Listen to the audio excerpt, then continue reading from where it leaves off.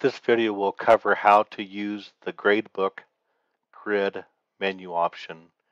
From the teacher homepage, you can open up and access the Gradebook Grid one of two ways. You can click on the Gradebook Grid here on this menu option, or you can open up by clicking on your class and going to the Gradebook Grid in the center of the screen menu option. They both go to the same location.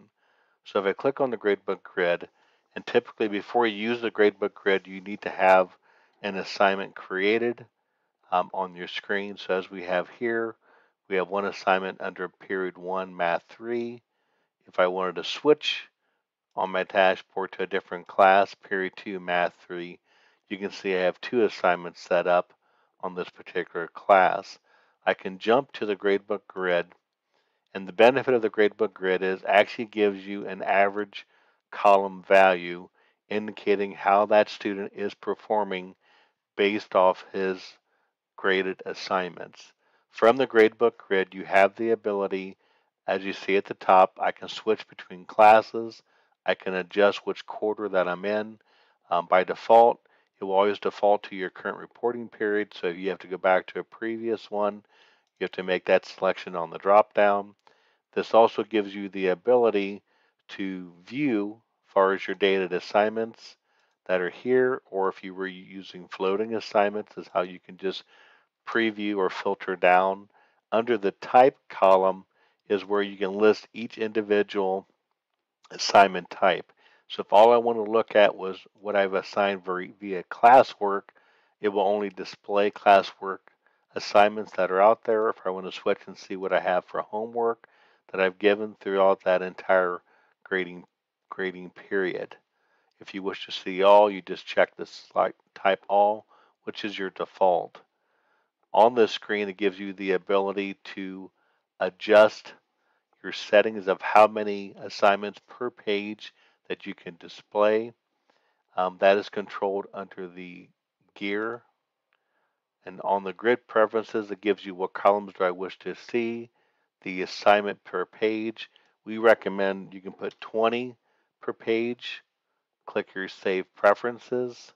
So now once I hit 20 assignments, it will then jump to where I need to go to page 2 or 3, depending on how many that I've given.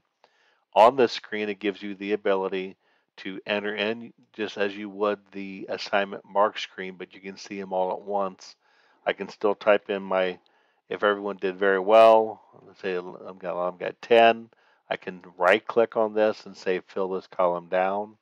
So you have the autofill option, and then I can adjust these accordingly based off the student's activity that's there. I can also mark this as missing if that's what I want to use, or I can use the keystroke Control Shift M to mark this as missing. Okay, also from this screen, it gives you the average points for the entire class, the possible points, the average percentage, and if there's any weighting of the assignment type itself, and the postmarks to the web. So if you've forgotten to post that particular assignment to Parent Access, you can do it directly from the Gradebook screen by clicking on that.